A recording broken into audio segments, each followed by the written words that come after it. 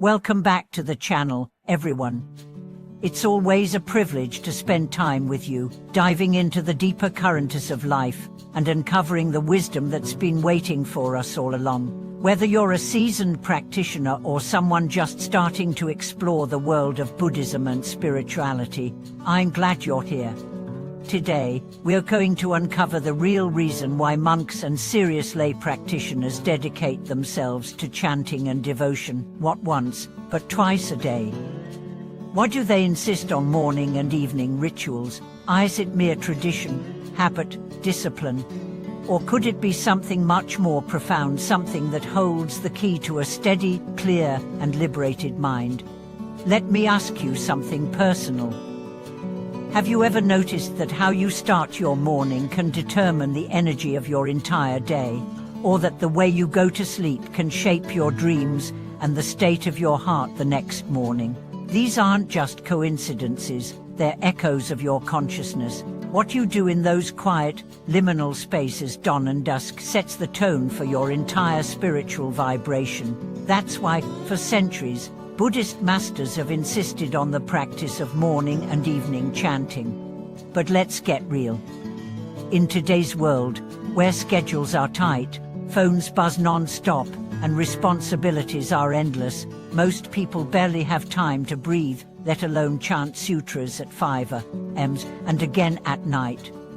So why do monks keep doing it? Why do they wake in the dark, sit in the hall, and begin their recitation as the world still sleeps? It's not because they're trying to impress anyone. It's because they understand the power of rhythm, of consistency, of aligning oneself with the deeper pulse of the universe. Think of your life as a spiritual garden. Every morning and evening, you're either watering that garden or letting weeds grow. Chanting is the watering. It's the light and nourishment that keeps the flowers of clarity, patience, compassion, and focus alive. And without that regular care, no matter how inspired you feel from time to time, your spiritual garden will wither under the sun of stress, distraction, and ego. Let me take you into a monastery. The sky's still dark. A bell sounds a low, reverent tone that echoes through the halls. Robes rustle as monks gather. There is no talking, no rushing. Just breath, stillness, presence. Then the chants begin. It might be the Heart Sutra. It might be the morning verse. But the effect is the same. The ego dissolves. The heart opens. The day begins not with to-do lists or worry, but with sacred sound. Now fast forward to evening. The sun has dipped. The air cools. Another bell rings. Another gathering. The chanting resumes not as performance, but as purification. The accumulated dust of the day, anger, stress, confusion, is swept away through vibration and intention. The mind is returned to center. The day ends not in mental chatter, but in gratitude and release. What's happening here is energetic hygiene. Just like you brush your teeth and shower to keep your body clean, chanting morning and night keeps your inner world pure. It sets energetic boundaries. It trains the mind. It realigns your heart with your highest values before the world pulls you in every direction. And here's something even more powerful. These chants are not random. They are carefully chosen formulas, mantras, and sutras that resonate with divine truth. When you chant Om Mani Padme Hum or Namo Amitufo, you're not just making sounds. You are invoking qualities: compassion, wisdom, faith, liberation. These syllables, repeated over centuries, carry the energetic imprint of countless awakened beings. You are tapping into a current that is ancient and alive. But maybe you're wondering, I'm not a monk. I don't have hours a day. Does this even apply to me? Absolutely. The point isn't the quantity, it's the consistency. Even 5 minutes of focused chanting in the morning can change the trajectory of your day. Even a short recitation before bed can calm your nervous system and help you sleep in peace.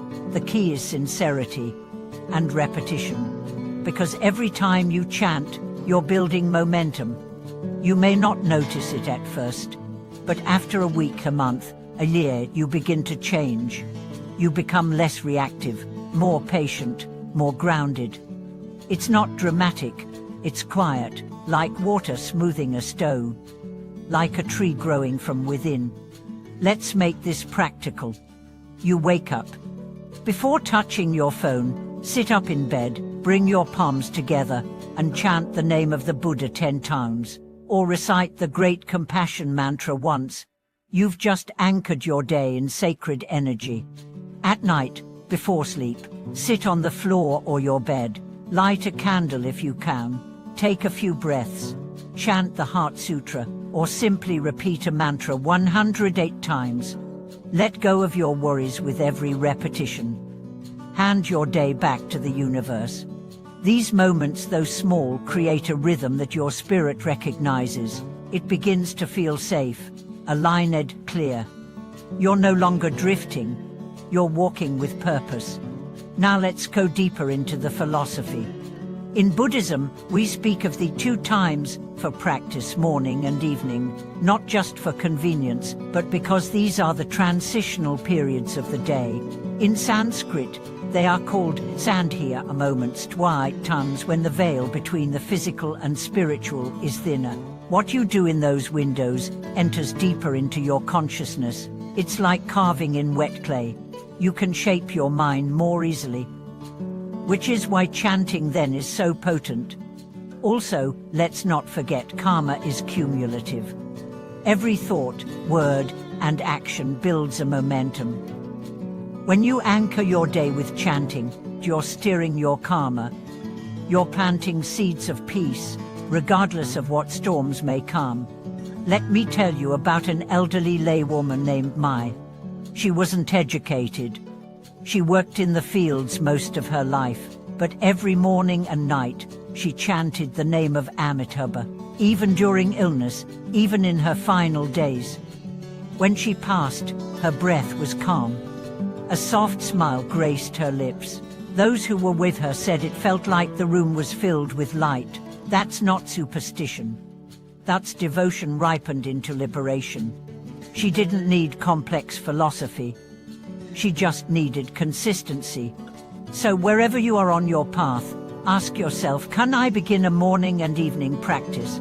Can I make these bookends of my day sacred?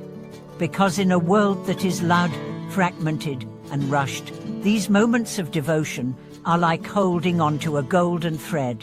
No matter how far you wander, it leads you back. Thank you so much for watching this video. If this teaching spoke to you, if you're inspired to begin your own morning and evening practice, or if you already have one, share your experience in the comments. Let's support each other in building a rhythm that heals. If you found value here, please like, subscribe, and help us share this wisdom with more seekers. Your presence here is a blessing. Until next time, chant with love, wake with purpose, and rest with peace.